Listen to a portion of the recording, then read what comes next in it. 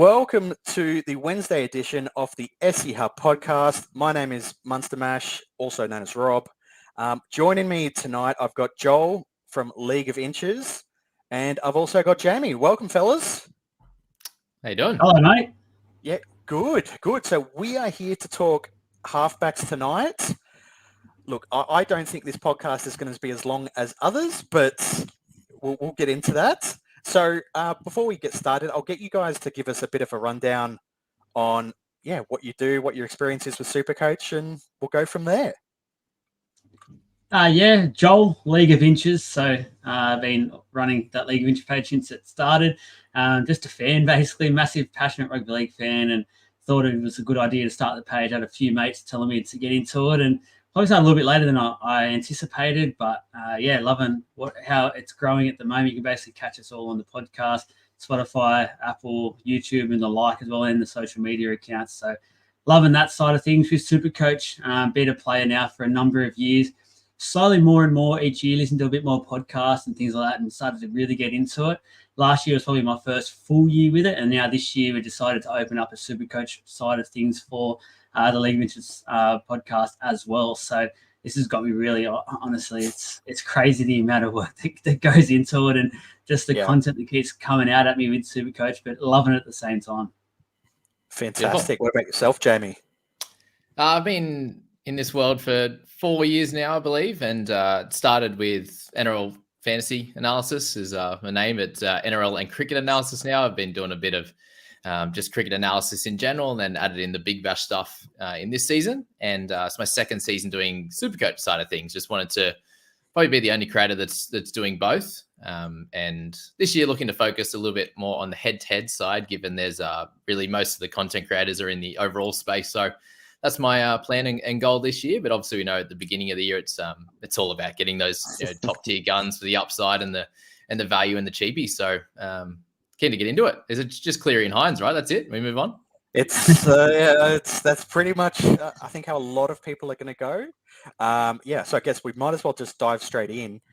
Look, I'll readily admit I'm going Cleary and Hinds. I've spoken about in a previous podcast that I'm really looking for ways to save trades this year. That's where a lot of my focus is on what players I'm looking at. So I'm potentially going heavier in some positions more than others, because as I think there's real opportunities to trade hard in second row and centre. So from that, I'm just locking in Cleary and Hinds for that reason.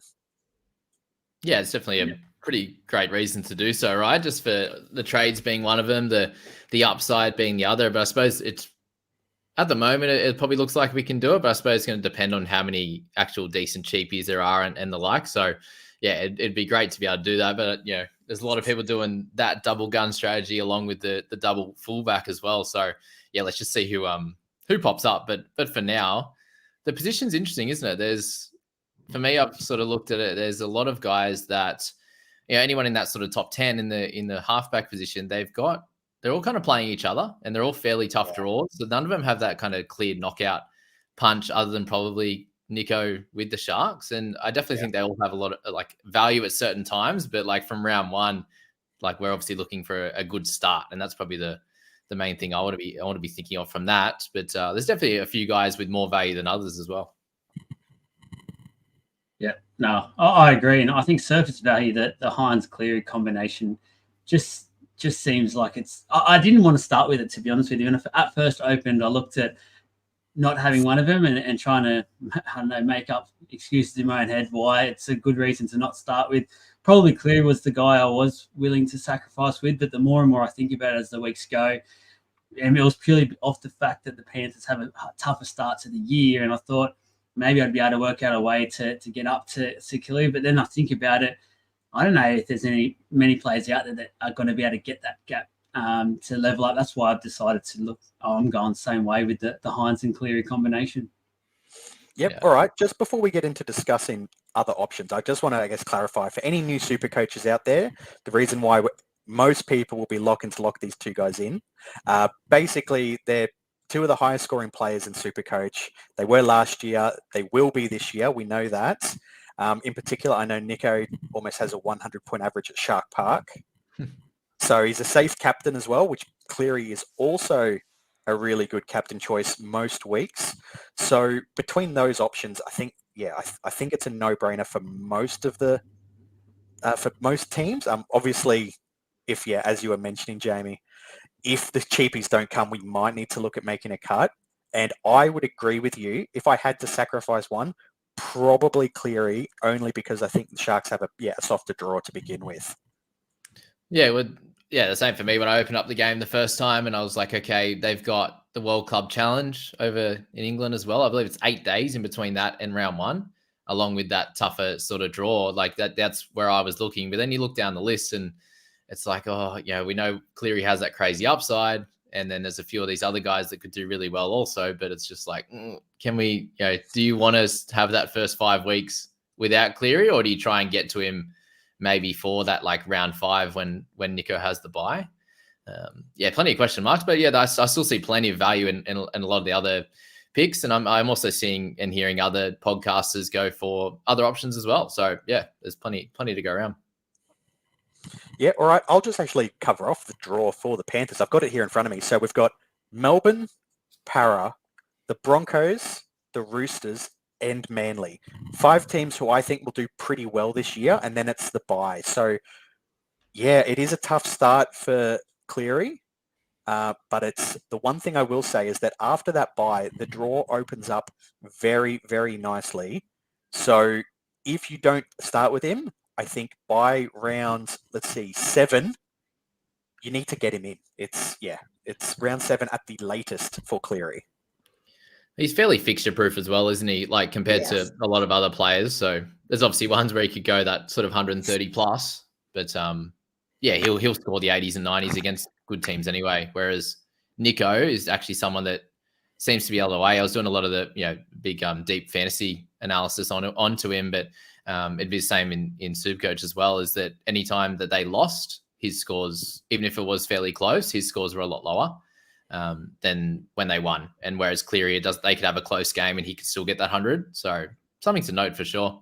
Everyone's kind of all in on the Nico narrative, but they have a tough game first week as well. So anything can happen.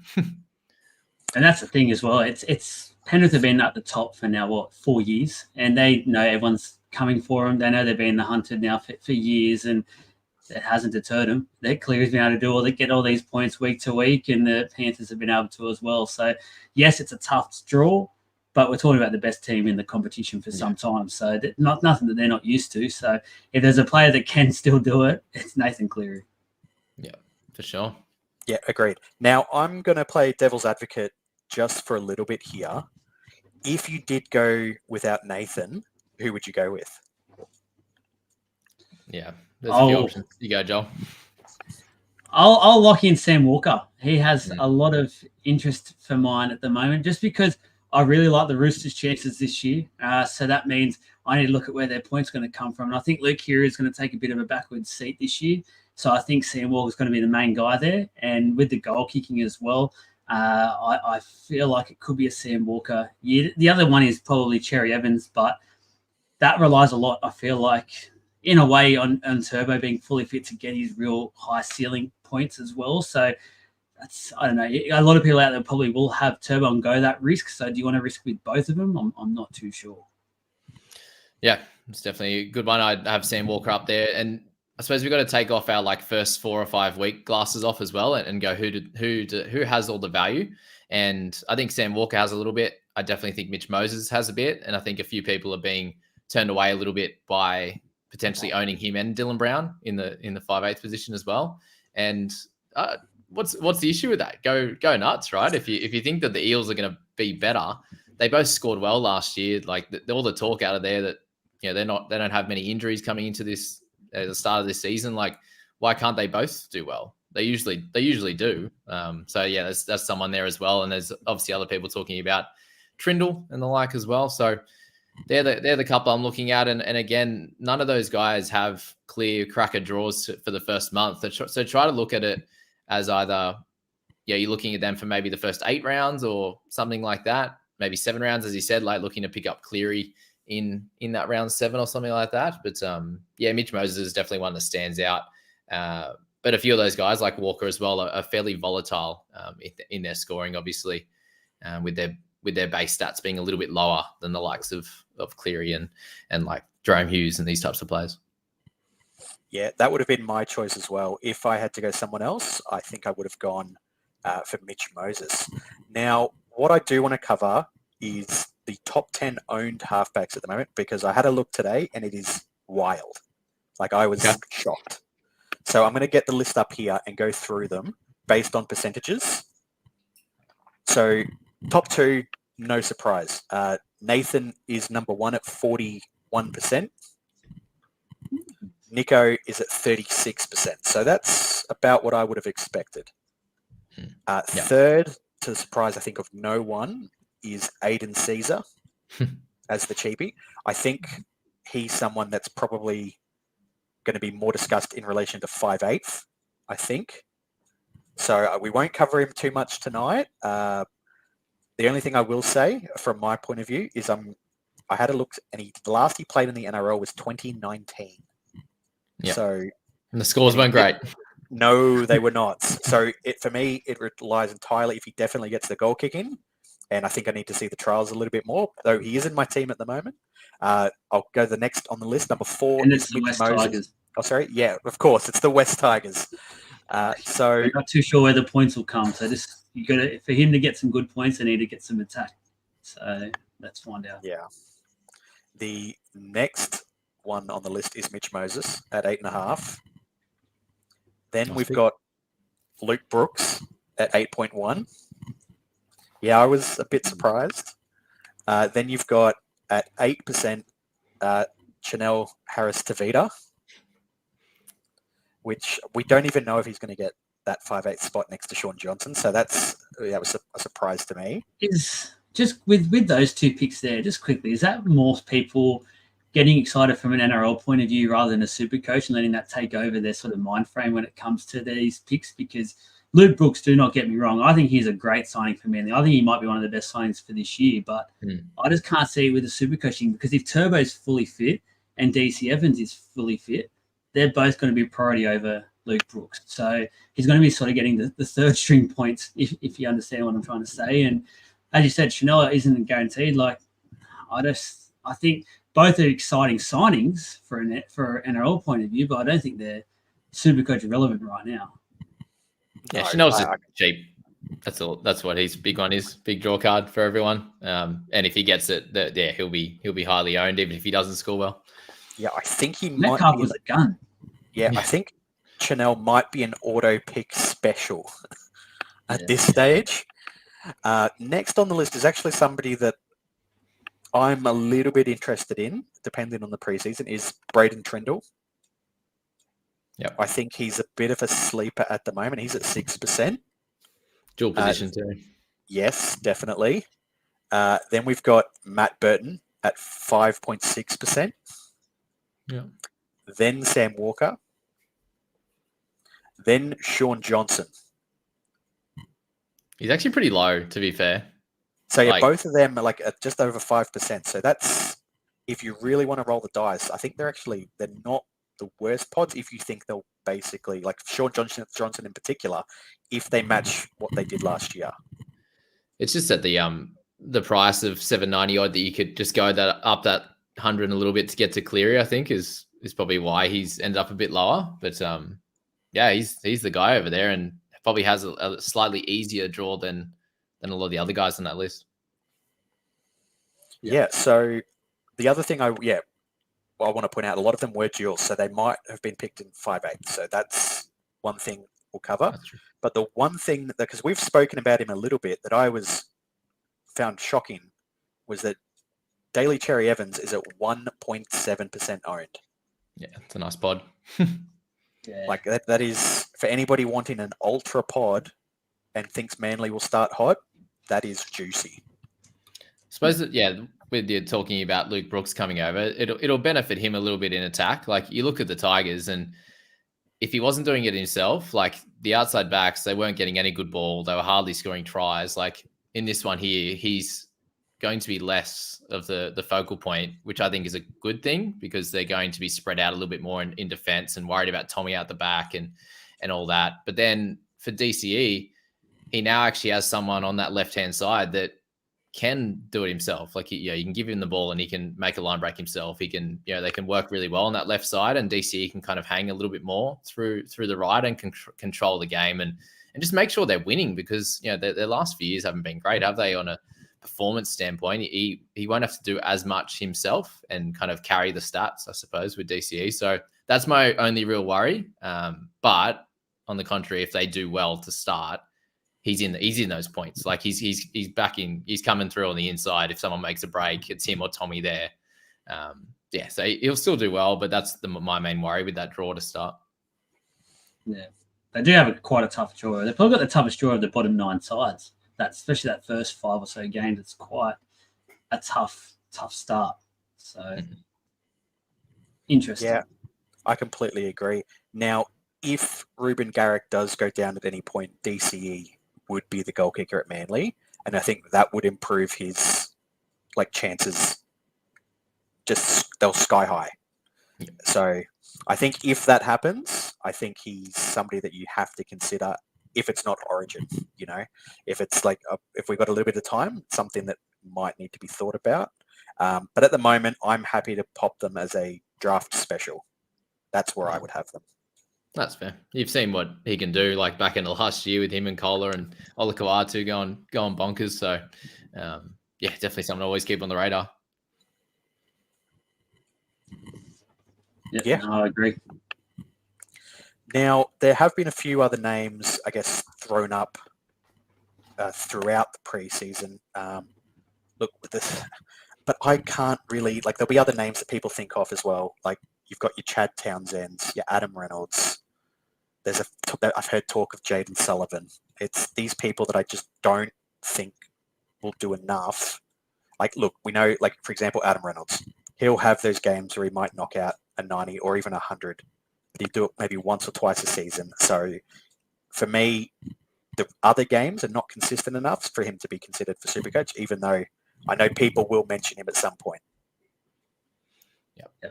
I agree with that one. He's not. I don't think he's Supercoach relevant. You just question how much he'll be on the park as well this year. There's already some talk that he's been down once or twice this year in the preseason, so you're not too sure. And Ezra Mam's stepping up more and more, and after that grand final performance, it's sort of like he's starting to show that he could become the main man there by season's end in the halves. It's just a lack of upside, isn't it, for Reynolds that the other guys have? He'll be solid, but better options.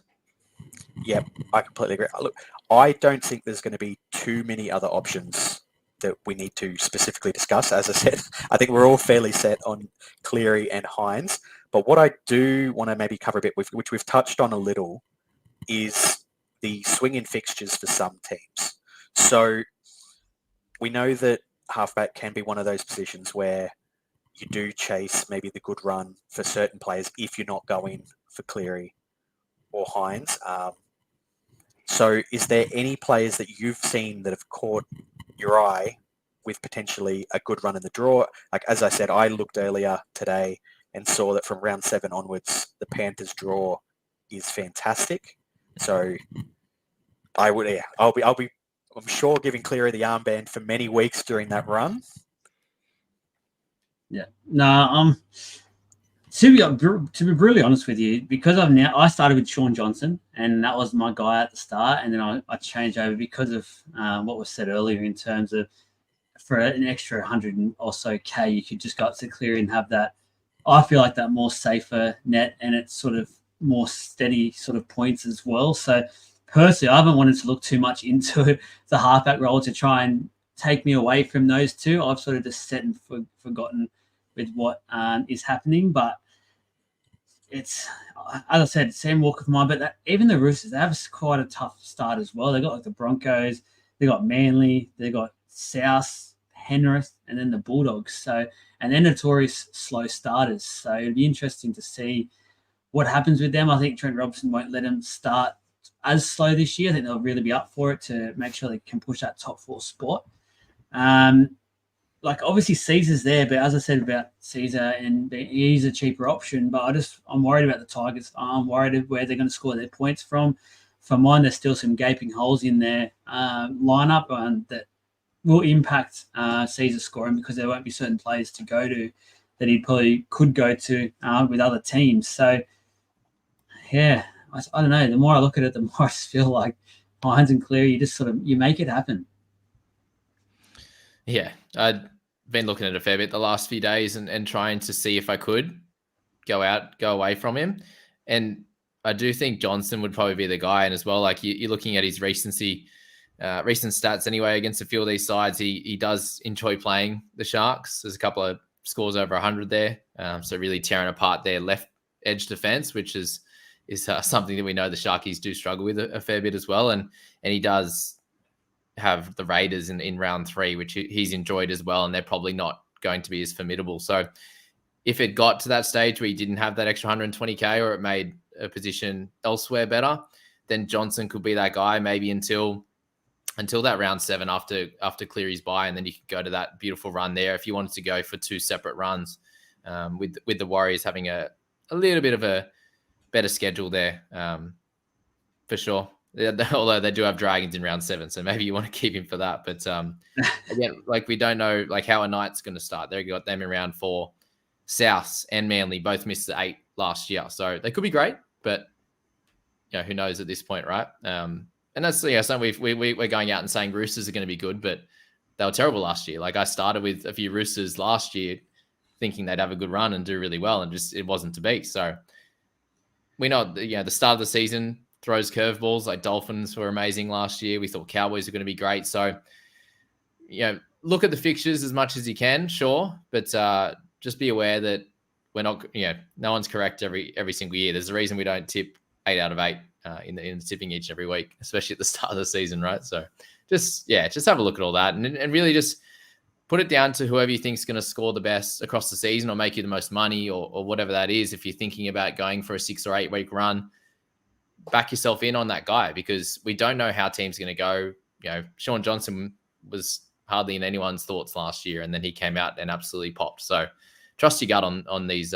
halfback picks. And if you get it right, if people are going for Hinds and Cleary and you go against one of them or go against both of them, and it could pay off in the first pick because you've got, maybe you've got the upside guys in fullback, or you've gone for 2 or 3 gun center wings because you haven't gone at one of them in halfback, and then you get those 100 scores and Cleary comes out and averages 65 over the first 3 weeks. Like any of these things can very easily happen, and then you could trade to the certain guys you want from there. So back your gut, I'd say.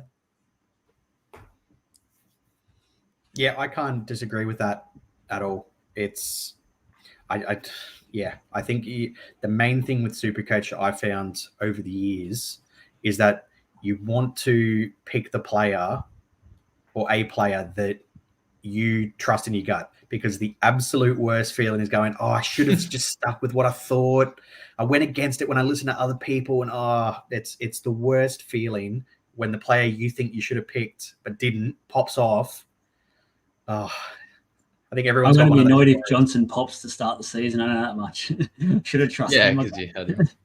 And I've learned that pretty quickly over the first few years of making content. There is saying people are must-haves and whatever. It just doesn't work because there's every chance that they don't perform like we think they're going to. Like we can look at the stats and do whatever, but sometimes it just doesn't play out, or you think they're getting a role and they just don't. So you give everyone the pros and the cons, and it's footy, right? I mean, someone's going to get concussed in the first round. Like I know people that started with Tavir Totola last year, and bang, first minute he's out, and it's like, well, that was fun. Like, you just got to back your gut.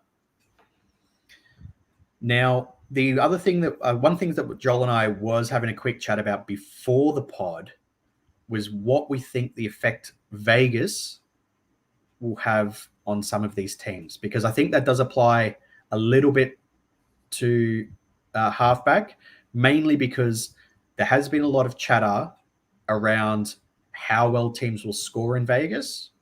A lot of people are tending to lean, it's a smaller field, all this kind of noise. Now, we have not had any official, confirmation that this is going to be the case. It's like, I would imagine that there's a bit more flexibility with the fields, but look, I don't think we're going to find out until much closer to the game if that's going to be actually the case. That's fair. I suppose we can wait. We can wait till then too. We're obviously still pretty early here, so yeah, it's going to be interesting for sure. I do think that naturally, like in the first few rounds, it is lower scoring. There'll be the odd game that is higher scoring. You saw, Dolphins smash Roosters last year, for example, at the start. But I think those games over there, they're four pretty tough teams, fairly good defensively for the most part, and I think they'll really give it to each other. And yeah, sure, there's going to be one or two guys that break out, whether it's one of the gun fullbacks. We noticed a lot of them going over there, or those gun halfbacks. They've kind of matched them up with two pretty tough teams, and it's going to be a gamble. Like, does the ref put the whistle away and ref it a little bit more like Origin? So it's we think that's the best product. They're trying to show that off, even if there aren't as many points. Is there going to be some fatigue through the middle, and that's where some tries are going to be rather than on the edges? But yeah, we'll just have to wait and find out about that 5 meter. It's a smaller rule, the thinner rule.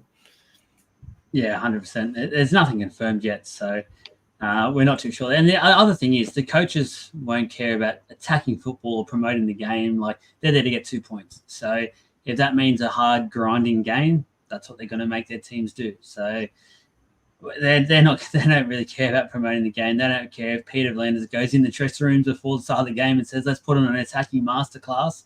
That's not going to happen. Yeah. Completely agree. And one thing I do also, I guess, want to just put out there that I think has been forgotten, or at least not talked about as much as it potentially could be. The Panthers are traveling to the UK for the Club World Challenge. And we know that they will want to win that after... Yeah. Yeah, exactly right. So I can't imagine that they're going to go over with a half-strength side. They'll be full strength and wanting to beat Wigan.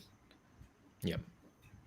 Which is also a scary thing, because last year they obviously didn't take that game seriously. And maybe you would question that probably did it mean they'll start the year a bit slower and they'll just work into their year, where we think this year now, going off that, they'll be hitting the ground running. They want to win that game, which means then they'll carry it into round one form against, and that's a big game. They've got a big traditional rivalry there between the Storm and Panda, the modern day sort of rivalry anyway. So, and then obviously Parramatta, the Western rivalry, and then the grand final rematch. So there's games, even though it's tough, there's massive reasons for their team players to turn up on the day and make sure they put their best foot forward. That's very true. That's some fun ones to throw up there, because I know last year that I listened to Fisher Harris and Leotta speak, and they were just clunky, and just things weren't happening for them in that back end of preseason and in that first few rounds. And he said, yeah, we really had to dig deep and work out what was going on and fix things. So you'd imagine after having that experience, as you said, they'll come out a bit fit and firing, and we'll see over there if they're locked and loaded, then there's no issue to have Cleary or something from ball one. But I suppose if they're going that hard in a preseason trial, then we will need to watch for injuries and the like too, I suppose. So yeah, keep your teams fluid, guys. Yeah. Definitely. And look, I honestly don't know if there's, I guess, a hell of a lot more for that we really need to cover. Like as I said, I think the only other thing I think we really could talk about is, just the first few weeks. I don't think I'd be putting the C on Nathan. I might go with Nico for games at Shark Park. But only because I think there's a few other games that might have better upside. For example, the Knights have got a pretty good draw. So if you've got Ponga, he might be one that you put the C on instead. I think we just need to stick probably with Nico and and Nathan. I think that's just the way to go.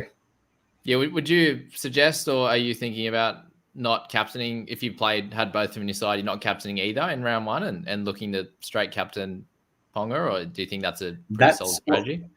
If I had all three players, I think I would probably go Ponga. Okay. Yeah, seems fair. He probably has the highest upside against that team. First game, see how their combinations go for sure. Yeah. But the only one we probably didn't go too far into Trindle and why he could be a good option. Obviously, he's a solid player for sure. He does have a little bit of attacking upside. You see some decent games at the back end of last year. The main worry is if you had both of them in halfback is what you do in round 5 when they have a bye. So do try and have a plan. of how you're going to do that. Whether that's him like Trindle moving down to 5/8, you could get away with that, but you would have to, I suppose by that point you're probably looking to get someone like Cleary, who then has a bye the next week. It's an interesting one. It's a tough position to make trades, like you're saying. You can save the trades in that position by starting with the two top dogs. But yeah, if you have Trindle in there, he could definitely be one to make a bit of money from the start, but just navigating that round 5 bye is the big question. And it's probably a reason why I will likely stay away. If they didn't have that bye at the same time, obviously being in the same team, they do. But I think I'd be more inclined to go for him. Yeah, very, very fair. Trindle. He's interesting. The other thing I also do want to bring up just before we, I guess, start wrapping up, before we, with anybody that is looking to go for cheaper players, make sure that you know what the magic number is. That is super, super important. There's a figure that I've got in my head that I find is a really good, I think, point to sort of, I guess, judge things on for cheapies. So if somebody was to average 45, they would be priced at about 460K, thereabouts. So I think that also then shows you what Caesar potentially needs to do if you want him to make some money. Yep. So definitely needs the goal kick in for one. But he probably then, I'd say, needs a base of about 25-ish, ideally, maybe with an attacking stat, 20 to 25 with an attacking stat or two thrown in to really, I would think, make 100K. So you're scraping the barrel, aren't you, for your team? I was going to say, looking very in-depth at the West Tigers games this year, I think. If you go open for that stuff, there'll be a lot of eyeballs on the West Tigers. He's just hoping for a 45. Please, Aiden, please. I think that's realistically what you could expect from him. I think with somebody that's now in their 30s or well into their 30s, I think he's almost 33, if not older. His base, I think he was averaging probably about the 40 to 45 in 2019 with the Raiders, who were a better side at that time. And I think. And I guess the other thing with those cheap players is don't get too excited about their price tag as well, because do a bit of research about it, because you can quickly get stuck and you can get stuck really badly and having to cost yourself 2, 3, 4 trades to make up for that one mistake of getting one of those cheaper players and then going, oh, crap, this hasn't worked out. I need to go and make the changes necessary. And by then you're probably looking at trying to get like a Clear or a Hinds or something in that's taken off, or just getting into their part of the season where they start scoring really well consistently. And if you're started with like a Caesar and he hasn't worked out, you've got to do some trades to make that work. So is it worth it? I'm not too sure. Yeah, you're likely going to have to sort of hope that one of your guns in another position gets injured, and you could use that cash there to get a Cleary and bring in a cheapie in that other section there for sure. Probably the last thing then, if you were to go Aiden Caesar, him not playing in round 1, would you be tempted to try and VC loop Ponga and maybe VC him in that first one? Yeah, 100%. I think it's if you've got Caesar in your team, even at 5/8, I think it's very valid, especially with at the moment where with early in the season, you're probably looking at having your bench not score more than sort of 40 to 50, probably. You would think. You'd be happy with that. It's I think it's something that is especially with the buys. We saw it last year. It's something to strongly consider.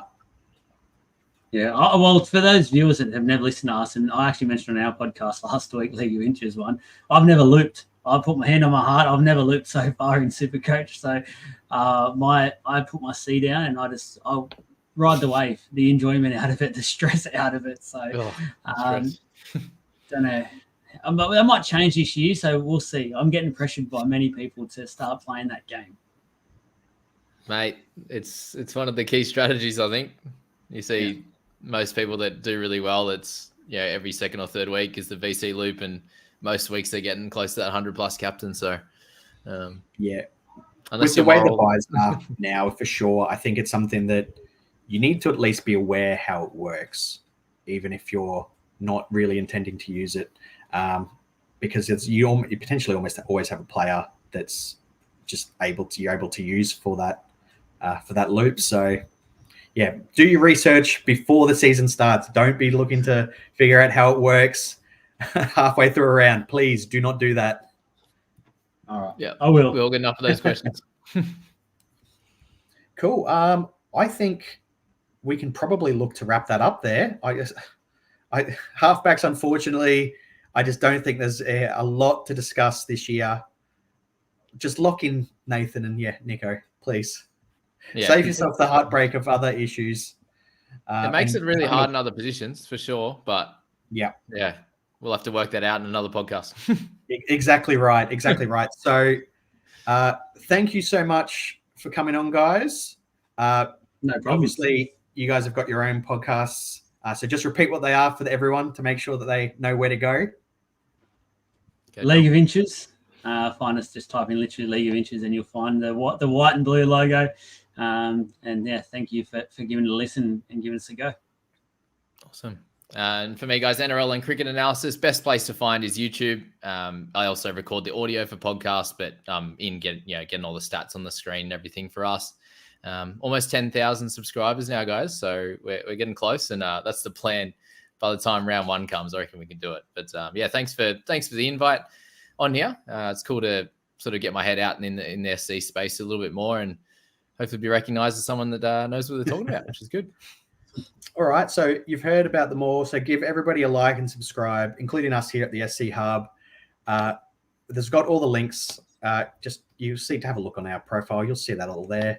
We've obviously got the Discord ready to go. So make sure that you join in and get involved in the discussion. It's been nice and vigorous during the preseason. So that's great.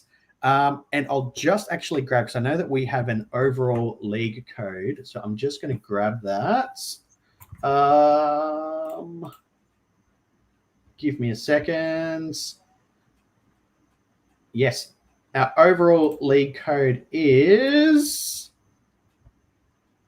No, my computer's decided to play. It'll be... It's not working when it should. But anyway, it'll be... The links will be there. We'll be making sure that it's... we put it out there and you'll see it. So make sure that you're joining the overall league. You'll see you get to compare how you do against us. Probably better. But anyway... that's pretty much it. So thanks for coming on. Scoop will be back on Sunday with the guys, and we'll be covering 5/8. So I think that might be a little bit more interesting than the halfbacks, because there's a few more options there, I think, and a few more people to discuss, even though it is a tough position. For sure. Thanks, guys. Thanks for listening. Thank you. Thanks, heaps.